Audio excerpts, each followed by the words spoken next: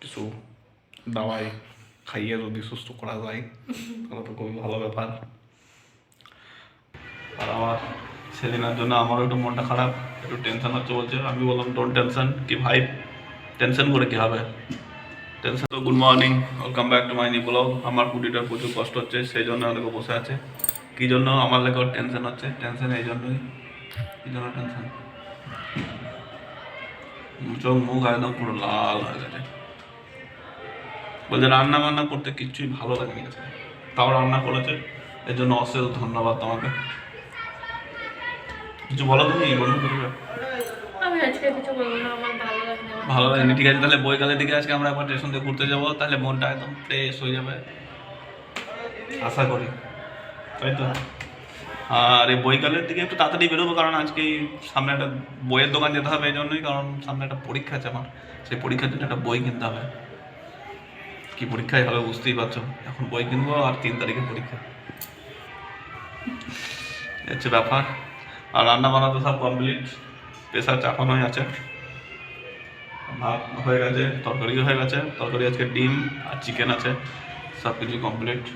আর আমার সেলিনার জন্য আমারও একটু মনটা খারাপ, একটু টেনশন হচ্ছে বলছে। আমি বললাম ডোন্ট টেনশন, কি ভাই টেনশন করে কি হবে, টেনশন করলে তো আরও টেনশন বেশি হবে। সেহেতু একজন বিশিষ্ট দার্শনিক বলেছে, যে জিনিসটা নিয়ে টেনশন হয় সেটা 1 মিনিটের বেশি কেউ চিন্তা করবে না। সেটাই আমি এখন ভাবলাম যে হ্যাঁ, যে জিনিসটা নিয়ে বেশি টেনশন হয় সেটা বেশি চিন্তা করলে মানুষ বেশি চলে যাবে কোমার দিকে। সেহেতু বেশি টেনশন না করে কি ফাইভ থাকো। আমার মুখ দেখতে পাচ্ছ একদম চকচক করছে হাসিতে, তুমি অত টেনশন করছো কেন, ডোন্ট টেনশন। তাহলে দেখা হচ্ছে একটু পরে খাওয়া দাওয়ার সময়। আমি চলে এসেছি, মুড়ি টুড়ি খাওয়া হয়ে গেছে। আর এখন আমি চলে এসেছি এই চুল কাটতে, কারণ চুলগুলো আমি বড়ো হয়ে গেছে, চুলগুলো কেটেই আসি। তারপরে বাড়িতে গিয়ে এবারে খাওয়া দাওয়া করবো। আর এই যে সেলুন, এই সেলুনে চুল কাটতে আজকে তো ঠান্ডা, একটু ফ্রেশ ফ্রেশ হয়নি। আর কাল থেকে আবার অফিস শুরু হয়ে যাবে, তাই না? দোস্ত যথারীতি খাওয়া দাওয়া আরম্ভ করে দিয়েছি। আজকে হচ্ছে ডিম, এদিকে আলু কলাই, এই চিকেন চলছে। আর ওই দেবো সেলিনা এখন পেঁয়াজ করছে, কারণ একটু পেঁয়াজ দিলে আরো ভালো লাগবে।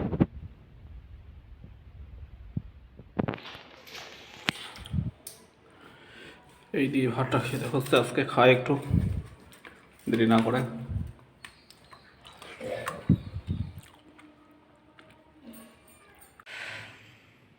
दोस्तों, मिस्टर होम पीस बीबी, माई वाइफ, माई বেবি শরীর খুবই অসুস্থ, মুখটা একটুখানি হয়ে গেছে। দেখি কী করে শরীরটা সুস্থ করা যায়, কিছু দাওয়াই খাইয়ে যদি সুস্থ করা যায় তাহলে তো খুবই ভালো ব্যাপার।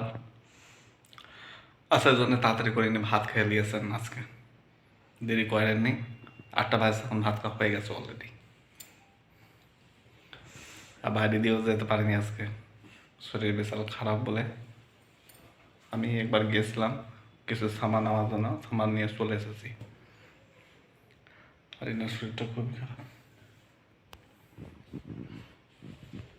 সেজন্য বাইরে দিয়ে যেতে পারেনি।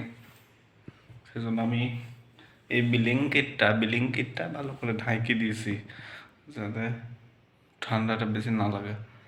ঠান্ডা পড়েছে তো, আবার যদি শরীরটা আর বেশি করে খারাপ হয়ে যায় তাহলে প্রচণ্ড অসুবিধা হতে হবে। তাই আমি একটু ভালো করে ঢাকা দিয়ে দিয়েছি। আর ভিডিওটা একটু ভালো লাগলে সবাই একটু লাইক করে দেবে, আমার বেবির জন্য একটু প্রার্থনা করবে যাতে তাড়াতাড়ি ভালো হয়ে যায়, বুঝলে।